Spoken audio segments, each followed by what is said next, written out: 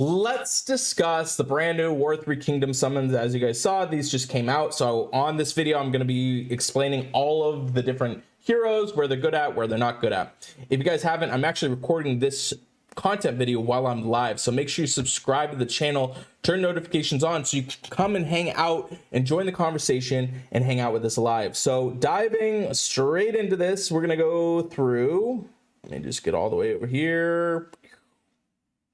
We'll start here. So this is 5-star yellow, 700, 869, 1516. In terms of the kingdom family, you do get a few different bonuses. I like this kingdom family starts at 1 bonus, or 1 hero for the bonus. So you get 2% all the way up to 6% mana each time a minion is summoned for the hero. And then they also get 2 to 4% each time a minion is summoned for the hero to heal. So you get you're getting mana as well as healing for each character. And then they also have a morale boost, which makes it so during the War of 3 Kingdoms, which we're in right now, you actually get 10% attack, 3% defense, and 7% health. So it also adds a significant amount of attack power and situation to the War of 3 Kingdoms in general. It's their way of trying to trick you into buying a whole bunch of heroes so you can throw them on the War of 3 Kingdoms to get extra bonuses. But when you really think about it, you don't get any extra bonuses for your defense. So I don't know why they made that such a huge boost. It's not, or why they tried to sell it as a huge boost, because it really doesn't boost you too much. Your defense could get literally one shot all day long and it doesn't matter. So in terms of the morale boost, I don't think this is a huge selling point in the War of 3 Kingdoms, because you can just have good offensive heroes instead. As far as the abilities, summons a shoe soldier minion for each ally, 9% HP, 17% attack, running at slow speed. They also have the owner to counterattack with 50% of the damage dealt. As long as they have a shoe soldier minion, this effect can't be dispelled. So if they have a minion, they will also 50% of the time counterattack with all the received damage, which is pretty interesting. With the health total being at 9% HP, I don't know if that minion's really going to survive long enough to really be super relevant. But it also summons a fiend for all of them, giving 65% attack each turn, which is a substantial amount. And they also absorb the healing, disappears at 50% of its target's health. That fiend minion is not going away. That's a lot of healing that has to happen with the fiend. So I will say that might be kind of like a really interesting effect. Being at slow speed, obviously at the very fast, does come into play. We have this 4-star here, fighter class, same family bonus. The attack is pretty miserable there. Deals 355 damage to the target, summons a wee soldier minion for the caster, nearby allies, 14% HP and 20% attack inherited from the caster. Each hit from the wee soldier minion dispels all dispel buffs from the target. So being able to throw up a minion and make it so it dispels anytime it's hit, kind of interesting. Will be interesting to see in the 4 stars. It's like I gotta ask myself, would I rather use this character or like Sonya? And myself personally, I'd probably rather use Sonya just to make sure that I just dispel all buffs from everybody. So not too stoked on that one. Wang Yajin, Sorcerer, 4-star, important, destroys all fiends from all allies, and then also boosts health of all allies with 625. Boost health can exceed max HP. So this is like a 4-star Professor Lindbrock, but I like that it destroys the fiends first and then boosts all health by 625. 625 is a substantial amount. Only issue is she's running at slow speed, so that definitely factors into things. I don't know how great she's going to be. We got Ganyu. 815 is pretty solid. He's got really great stats there. 1435 on the health is great. Paladin class, okay, solid there. Average, deals 390 damage to the target and nearby enemies. And damage bypasses the target's minions. The target nearby enemies get minus 25% defense and further 3% decrease for each minion owned by the enemies for 3 turns, up to 70% defense. This effect can't be cleansed. So I don't know how this really factors in too much. I mean, you got to figure How they get the math, because it's 25% and it goes up to 70%. So you figure they could have 9 minions. 9 times 3 is 27. That doesn't even add up to the math. Maybe I'm missing something here. But if they get 25% and then they get 3% decrease for each minion owned by, so I guess it's all enemies.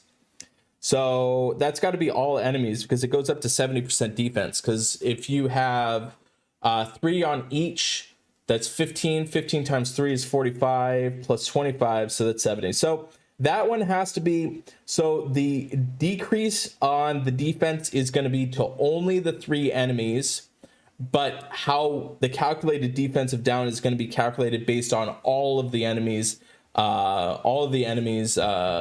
minions. So that could factor into things. You think maybe a 2-row situation, 10, so that's 30%. So you're giving 55% if every hero has 2 minions on it. Could be a factor. It's going to be solid on offense in certain situations, but not something I'm like over the moon about. But still interesting. Interesting being definitely to combat the minion situation. So we've got a Zenfi. This is 5-star, 848 on the attack, is awesome. A little bit less on the health there, but still awesome. Fighter class, love it. Deals 530% damage to the target, and all allies respect status ailments that affect defense back to the attacker for 3 turns. Cannot be bypassed. So I'm assuming with this you can use it in conjunction with Kill Hair. So that might be a really cool situation. You guys can let me know in the comments if that happens, to where you shoot off Zenfi and then you have Kill Hair go off and you can potentially give them defensive down, which will be kind of interesting. That'll be interesting because it's not dispelling it. So you guys can let me know in the comments if that works that way. Regardless, 530% damage is a substantial amount. And I do like that that it is at fast speed, and defensive situations happen quite frequently when you're on defense. That's kind of the main thing that people are going to do. They're going to give you some sort of defensive down, whether it be regular defense or elemental defense. So being able to send that back for 3 turns is pretty good, and it also impacts all of your allies. So I do like that character. This is probably my new favorite 4-star that has come out. I love this character, Sun Shengzi. 782 on the attack is huge. And then you can use this character. This is going to be the new defensive down red hero. Being able to just apply the defensive down and then the 4% decrease every time they're hit for 3 turns. It's essentially the same as an Athena, but in red. So this character is going to be awesome. I'm really excited about this character. Could potentially be seeing it on regular offensive teams as well too. So if there's a character that you should limit break, this is 100% one of them to be limit breaking. Being able to give the defensive down and that just further increase happens quite a bit. Going to be getting a bunch, target and nearby enemies. This is a great character for sure. I really like that character. So there's a 3-star here. This is Lee. Slow, deals 160 to all enemies. And then they also are going to be getting the minion. And then they also have the status ailments. They receive 108 burn damage over 3 turns. It's pretty good. I don't like that it's at slow speed. So that factors into things. Obviously could be good in the fast wars. Jing, 3-star fast speed fighter, deals 320 damage to the target. Also summons a soldier minion to the caster, and then the soldier minion gives the owner the ability to counterattack 50% of the damage received. Can't be dispelled.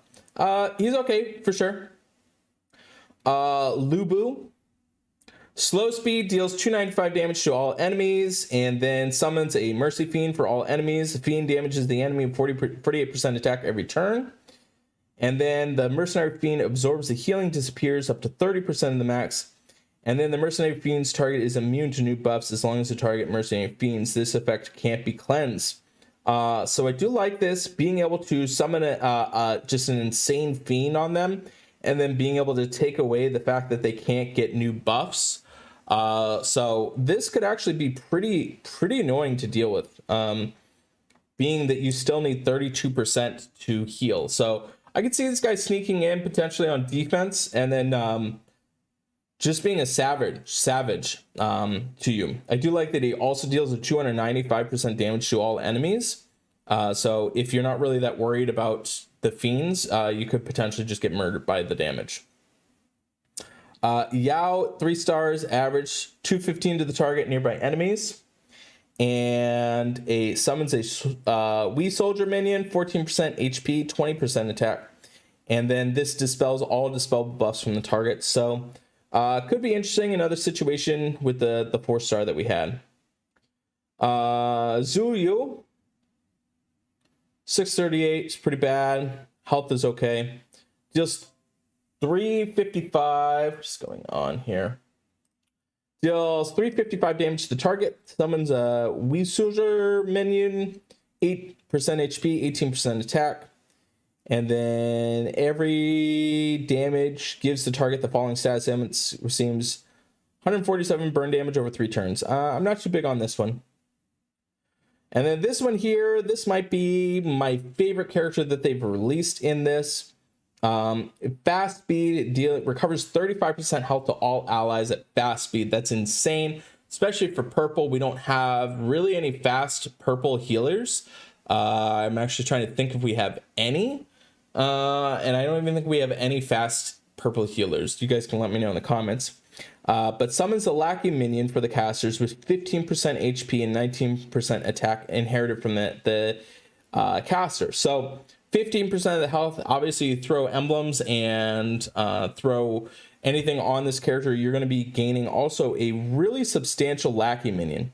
So to the nearby allies. And then every time the lackey minion hits, it steals a random dispellable buff from the enemy and gives it to the owner. So being able to steal buffs is going to be really sweet. So I do like this character quite a bit, mostly because you have the fast heal as well as the being able to set up the minion that also steals. That'll be really interesting to see how this is going to work. But in terms of characters out, this is probably my favorite character. So let me know in the comments which one you like the most. But I have to tell you, this is something that kind of really disappointed me. So as you guys know, if you look at the top left-hand corner, you're going to see that there's the appearance rate. So we've got Valhalla as well as the summons rate here. So I have a big issue here that I don't think you guys noticed, and I mentioned this in the video. It's super important for you guys to know. You can read the verbiage here. Include special heroes available during this event only. So I will put that in there. You can read that. Include special heroes available only during this event. Increased chance for legendary heroes featuring Diochin, right? We're used to this. As you can see up here, we have the Valhalla summon as well too. This has the same situation, you know, increased chance for legendary heroes, include season 3 heroes during a limited time only. Increased chance for legendary heroes, Freya. All right, so let's go look at Freya and let's look at the summoning odds here. So it's in very clear English. All right, so these are the appearance rates. So you can see that for Valhalla summons, you got rare at 19.6, epic at 11.9, and legendary classic is at 0.09. You can see rare season 3 heroes 51.4, epic season 3 heroes 14.6, legendary non-featured is 0.06, and then the featured is at 1%. So you figure you have a 1.6% of getting a legendary specific to season 3. You add on Zagorog, which 1.3, and then the classic legendary hero there. So we've got 2.5. That's a 3.8% chance of getting a 5-star hero. Okay, it's all good and everything like that. Let's go look over here. So the important thing that we're seeing here now is that these classic rates, they've changed. So a rare classic hero is at 63.1%, an epic classic hero is at 20.8, and a legendary classic hero is at 1.3. And then they have the rare, epic, and legendary. You only have a 7.9% of getting a rare from the Three Kingdoms, 5.7 from getting an epic, and a 1 point chance of getting a legendary Three Kingdoms hero. There is no bonus featured hero like what they tell us that we can get. So we're at 1 point. This is still at the 3.8, but still you have so much higher chance of getting a classic legendary versus what they tell us that we're getting is featured versus non-featured. We have a big issue here, and I don't know why this made it through to where they think that that's acceptable to tell us that we have a featured hero. We don't have a featured hero. So somewhere incorrectly, somebody messed up pretty big and said that there's increased chance for legendary heroes. That's just a bold, flat out lie. I don't know how that happened, but that's kind of a situation that we're in here. So guys, let me know in the chat as far as if you guys noticed this, what you guys thought of the summons, and I appreciate all the support. I'll see you on the next video.